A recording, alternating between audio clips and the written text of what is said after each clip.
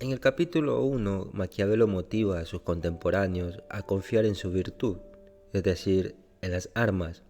en lugar de andar rezando o dejar el destino en manos de la fortuna. Y al utilizar el ejemplo de la República Romana para apoyar las políticas que recomienda, Maquiavelo considera necesario discrepar de los historiadores antiguos. Tanto Plutarco como Livio muestran que los romanos atribuyeron su éxito en la adquisición del imperio gracias a la fortuna. Pero Maquiavelo no está de acuerdo con esto porque el cambio de la religión pagana hacia la cristiana hizo imposible la imitación de la virtud. Así que para sostener que sus contemporáneos puedan imitar el éxito de los romanos, Maquiavelo tiene que demostrar que tanto la interpretación de los historiadores como la de los romanos de las razones de ese éxito es errónea. Pues claro, los romanos en la antigüedad no dependían de todo de la fortuna y en consecuencia no podían esperar que ella los recompensara. Así Maquiavelo plantea que se adoraba a un dios más relacionado con la guerra que con las doctrinas y sermones de Savonarola o de los papas. Ahora, según Plutarco y Tito Livio, los romanos tuvieron la buena suerte de no tener que librar dos guerras importantes a la vez. Maquiavelo sostiene que esto no fue una cuestión de mera casualidad, porque los romanos en sí peleaban una guerra y no empezaban otra hasta eliminar por completo la anterior, y con esos pueblos conquistados se establecía alianza con ellos. Y así fue poco a poco su proceder que después no hubo príncipe o reinado que se enfrentara al poder de Roma. Y estas alianzas les permitía a los romanos cierta facilidad para ingresar a ciudades, conquistarlas y conservarlas. Y aquellas ciudades que se mantenían al margen de la guerra también fueron conquistadas fácilmente debido a su falta de diplomacia. Por lo tanto, el príncipe que actúe como lo hicieron los romanos con el mismo grado de virtud tendrá la misma suerte. Después, con el pretexto de elogiar la virtud romana por su éxito en la superación de la resistencia obstinada de muchos pueblos libres, Maquiavelo recuerda a sus lectores que la expansión romana destruyó la libertad en todas partes, incluida la propia Roma. En el capítulo 5 del libro primero, sostuvo que un pueblo que ha disfrutado de la libertad nunca olvida sus antiguas órdenes y por lo tanto siempre conserva una razón para rebelarse contra aquellos que desean atacarlos, a menos que ese pueblo sea dividido y dispersado. Pero aquí observa que en su época solo hay una provincia de la que se puede decir que había ciudades libres, aunque en la antigüedad había muchas, y la causa es que el Imperio Romano con sus armas y su grandeza eliminó todas las repúblicas y todas las formas de vida civil. Más tarde hay un elogio de Maquiavelo al modo de vida libre. Esta observación proporciona a Maquiavelo la ocasión de elogiar en profundidad el modo de vida libre y las razones por las que prefiere las repúblicas. Él había observado antes que las ciudades libres se expanden mucho más rápidamente que los principados, pero aquí da las razones. No es el bien particular, sino el bien común lo que hace grande a las ciudades, y sin duda, este bien común solo se observa en las repúblicas, ya que todo se hace con ese fin. Equiparando el bien común con el bien del mayor número, Maquiavelo admite que puede resultar perjudicial para este o aquel individuo privado, pero aquellos a quienes lo antedicho les hace bien son tantos que pueden seguir adelante con ello contra la disposición de los pocos aplastados por él. Si un solo gobernante hace conquista, ya sea un príncipe o un tirano, las utilizará para su propio beneficio. No tratará de compartir el poder ni la riqueza con la ciudad en su conjunto, ni siquiera con los nobles, porque no querrá dar a ninguno, y mucho menos a muchos, de sus súbditos la capacidad o la ambición de rebelarse contra su gobierno. Y percibiendo la estrecha relación que existe entre la conservación de la república y sus propias vidas y las libertades, el pueblo de una ciudad libre no solo lucha ferozmente para preservarla de la dominación extranjera, sino que también trabaja para mejorar su propia suerte en el interior. Todas las ciudades y provincias que viven libremente obtienen grandes beneficios, porque se ven allí pueblos más numerosos, porque los matrimonios son más libres y más deseables para los hombres, ya que cada uno procrea voluntariamente los hijos que cree que puede criar. No teme que le quiten su patrimonio y sabe no solo que nacen libres y no esclavos, sino que pueden, por su virtud, convertirse en príncipes. Se ve allí que las riquezas se multiplican en mayor número, tanto las que provienen de la agricultura como las que provienen de las artes. En efecto, cada uno multiplica voluntariamente esas cosas y busca adquirir aquellos bienes que cree que puede disfrutar una vez adquiridos. De ahí que los hombres en rivalidad piensen en ventajas privadas y públicas, y tanto unas como otras llegan a crecer maravillosamente. A la luz de las grandes ventajas de modo de vida libre, los lectores no pueden dejar de preguntarse por qué surgieron tan pocas repúblicas en Europa después de la caída del Imperio Romano. En el capítulo 16 del primer libro, Maquiavelo observó que las ventajas de un modo de vida libre, por lo general, no se aprecian hasta que se pierden, pero aquí demuestra que él y otros son plenamente conscientes de las ventajas que han perdido. La razón por la que se han perdido esas ventajas, explica ahora, es la diferencia entre nuestra educación, es decir, nuestra religión, y la de los antiguos. Y aunque la religión ha mostrado la verdad y el camino verdadero, también Maquiavelo observa que ha hecho que los hombres no pongan los pies sobre la tierra. La religión antigua no glorificaba a los hombres débiles, sino estaban llenos de gloria mundana, como lo estaban los capitanes de los ejércitos y los príncipes de las repúblicas. En cambio, la religión cristiana ha glorificado a los hombres humildes y contemplativos más que los activos. Ha colocado pues el bien supremo en la humildad y el desprecio de las cosas humanas. La otra religión antigua había colocado en la grandeza de espíritu la fuerza del cuerpo y todas las demás cosas capaces de hacer a los hombres más fuertes, y la única forma de fuerza que la religión cristiana fomenta es la capacidad de soportar el sufrimiento. Este modo de vida parece haber debilitado al mundo y haberlo entregado a la presa de los criminales, que pueden manejarlo como deseen, ya que la colectividad de los hombres cristianos piensan más en soportar sus golpes que en vengarlos, ya que de esa manera estarán en el paraíso.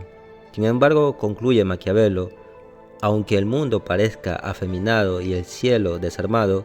esto surge sin duda más de la cobardía de los hombres que han interpretado la religión desde el punto de vista de la ociosidad y no desde la virtud. De esta manera Maquiavelo nos recuerda que la razón principal por la que sus contemporáneos no creían que fuera posible imitar a los romanos era por culpa de la religión cristiana de su tiempo, mientras que los ciudadanos antiguos de la República Romana eran paganos, y asegurando que la elevación de la humildad y la contemplación en lugar de virtudes más mundanas resulta de una interpretación cobarde de su religión. Ya anteriormente mencionó que los sacerdotes y monjes habían promovido esa interpretación cobarde del cristianismo, pero Maquiavelo no explica qué interpretación del cristianismo permitía la exaltación y defensa de la patria, pero su observación de que entre los lugares donde la virtud se dispersó después de la caída del Imperio Romano están en el reino de los francos y la Alemania de ese entonces. Entonces, Ahora, en lugar de tratar de explicar la nueva forma de educación que despertaría el amor por la libertad como algo basado en una interpretación de nuestra religión, Maquiavelo se centra en la causa inmediata de la destrucción de la libertad en Occidente, la expansión romana. La pregunta de este hecho planteada es: ¿cómo es posible obtener las ventajas de las políticas militares y exteriores romanas sin destruir la libertad que se pretendía garantizar? Maquiavelo sugiere que sus contemporáneos florentinos deberían tratar de conseguir una alianza con otras ciudades italianas, como lo hizo Roma antes de comenzar a conquistar reinos más allá de la península itálica, o, si eso parece demasiado difícil, seguir el ejemplo de sus antepasados etruscos y formar una liga defensiva en la Toscana. Después pasamos al capítulo número 3, y Maquiavelo nos explica primero de cómo Roma se convirtió en una gran ciudad, arruinando las ciudades circundantes y concediendo honores a los extranjeros con facilidad. Como en el contraste entre Roma y Esparta al comienzo del libro primero, enfatiza la importancia de que una ciudad adquiera una gran población si quiere expandirse, pero ahora explica que Roma lo hizo de dos maneras. Abrió sus puertas a la gente que huía de otras ciudades y también obligó a los habitantes de las ciudades cercanas que había decidido eliminar a mudarse a Roma. Sin embargo, en el capítulo 4, Maquiavelo deja en claro que Roma no expandió su poder en Italia únicamente, ni siquiera principalmente, a través de las conquistas. Después de luchar y conquistar otras ciudades italianas, llegó a un acuerdo con ellas. Estas ciudades acordaron proporcionar a Roma una cierta cantidad de tierra para apoyar a las colonias que estableció para proteger sus conquistas y seguir sus órdenes en guerras futuras, de modo que siguió siendo la sede del imperio, pero continuaron viviendo bajo sus propias leyes. Esta alianza o liga persistió hasta que los romanos comenzaron a salir de Italia con sus ejércitos, a reducir reinos a provincias y a conseguir súbditos que no se preocupaban de ser súbditos, ya que estaban acostumbrados a vivir bajo reyes y que no reconocían a otro superior que Roma, ya que tenían gobernantes romanos y habían sido conquistados por ejércitos con el título romano. Al luchar con Roma en las guerras que libraba fuera de Italia, sus socios llegaron a subyugarse con su propio trabajo y sangre sin percibirlo. Se encontraron de golpe cercados por sus súbditos romanos y aplastados por una ciudad muy grande, y cuando percibieron el engaño bajo el cual habían vivido, no estuvieron a tiempo de remediarlo. Después Maquiavelo explica que hay tres formas de expansión de una república. Al igual que los 12 miembros de la antigua Liga Etrusca, una ciudad puede formar una liga con otras ciudades para garantizar su defensa común. Este tipo de liga es menos eficaz como medio de expansión que el modo romano de retener el mando y engañar a sus aliados sobre su asociación en igualdad de condiciones. Solo un número limitado de ciudades pueden unirse para tomar decisiones comunes y no pueden actuar con rapidez ni decisión debido al tiempo que lleva que varias personas se pongan de acuerdo sobre una política común. Los miembros de una liga de este tipo no tienen muchos incentivos para expandirse, más allá del número de ciudades necesarias para defender su territorio actual. Además, porque todas las ganancias tienen que dividirse equitativamente entre los miembros, por lo que ninguna ciudad puede esperar obtener grandes beneficios de otra conquista. Y aunque se sabe muy poco sobre la antigua Liga Etrusca, sostiene Maquiavelo que representa un mejor modo de expansión que los costosos y no muy duraderos intentos de ciudades como Esparta y Atenas de convertir a sus aliados en súbditos. Así que si es muy difícil para los lectores florentinos seguir el modelo romano, concluye Maquiavelo, ¿por qué mejor no hacerlo de los antiguos toscanos? Como indica Maquiavelo, la formación de una liga habría representado una gran mejora con respecto a los esfuerzos históricos de Florencia por adquirir un imperio conquistando a sus vecinos, por ejemplo Pisa y Luca, y gobernándolos como súbditos de la misma manera que Esparta y Atenas trataban a sus aliados. Y si Florencia hubiera logrado formar una nueva liga toscana, podría haber constituido una unión defensiva capaz de resistir a los ejércitos franceses y españoles que recientemente habían invadido Italia a instancias del Papa. Incluso si la nueva Liga Toscana no se extendía a toda la península italiana. Además, las limitaciones impuestas internamente a la expansión de una liga podrían considerarse una ventaja. Mientras Roma no conquistara provincias fuera de Italia, sus socios continuaron viviendo libres en la medida en que continuaran gobernándose a sí mismos de acuerdo con sus propias leyes. La expansión de Roma condujo a la pérdida de libertad tanto para ella como para sus socios. Una liga o confederación parece ser entonces el modo en que las repúblicas pueden proveerse de una defensiva efectiva, sin caer presa de la corrupción interna que infecta a un pueblo que ya no teme la agresión externa ni la conquista por parte de una potencia extranjera. Y como el modelo de liga proporcionado por los etruscos fue olvidado, en una aparente digresión Maquiavelo indaga sobre las razones por las que la memoria humana no se remonta a más de 5000 años. Su análisis de las dos formas en que se destruye la memoria humana apuntan, sin embargo, a una o varias formas de eliminar uno de los principales obstáculos para la unificación y la defensa de Italia. Maquiavelo observa que las diversas causas de la eliminación de los recuerdos de tiempos pasados son humanas o celestiales. El ejemplo que da Maquiavelo de la primera, la variación de sectas y lenguas provocada por los cambios en la religión, parece ser extrañamente inadecuado. Los primeros padres cristianos, como San Gregorio, trataron de destruir todos los recuerdos de la teología antigua, quemando las obras de los poetas e historiadores, arruinando imágenes y echando a perder todo lo demás que pudiera transmitir algún signo de antigüedad. Una razón por la que Maquiavelo sugiere que no tuvieron éxito del todo fue, irónicamente, que tuvieron que conservar la lengua latina para escribir la ley que suprimía todas las demás formas de religión. Aquí podemos darnos cuenta que Maquiavelo sabía que la nueva ley traída por Jesús fue formulada en contraste con la antigua ley hebrea y que el Evangelio que contiene esa ley fue escrito en griego y no en latín. Como Maquiavelo también sabía por haber leído a Tito Livio, cuya historia se cree que figuraba entre los libros que Gregorio quemó, los romanos no intentaron destruir la religión ni la lengua de los etruscos. El intento de prohibir, sino destruir, todas las demás religiones en lugar de absorber sus dioses y su culto, era peculiar del judaísmo y su rama cristiana. Así que el punto de la discusión errónea de Maquiavelo sobre las causas humanas de la pérdida de la memoria parece ser su observación final de que estas sectas varían 2 o 3 veces en 5 o 6.000 años. Si fuera así, Maquiavelo estaría sugiriendo, como lo hizo en el primer libro, que la religión cristiana podría estar llegando pronto a su fin, porque la corrupción de los sacerdotes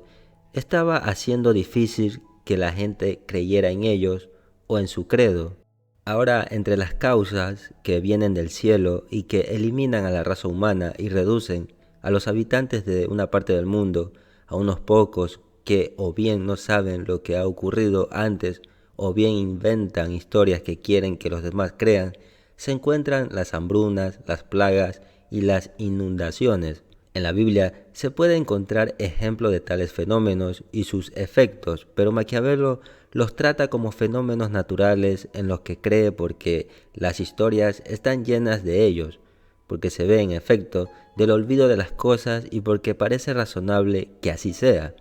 Nuevamente trata las historias como fuentes de eventos o efectos, pero se basa en su propia razón, en lugar de en cualquier autoridad para determinar las causas. Y al sugerir que la naturaleza purga al mundo de esta manera del exceso de población y los males que lo acompañan, Maquiavelo señala nuevamente una conexión entre las razones por las que los seres humanos no poseen un conocimiento completo del pasado y las guerras que libran. Más adelante, nos recuerda que las guerras más peligrosas y destructivas no se libran como las de los romanos, principalmente por ambición, intencionalmente por elección. Estas guerras las libran pueblos obligados a abandonar sus países de origen debido a desastres naturales como hambrunas o guerras que tienen que tratar de desplazar a los habitantes actuales de otra provincia. Y después de reunir las causas humanas y celestiales de la destrucción como posibles fuentes de la destrucción más completas de las civilizaciones anteriores, cita a Moisés y los pueblos que se apoderaron del Imperio Romano.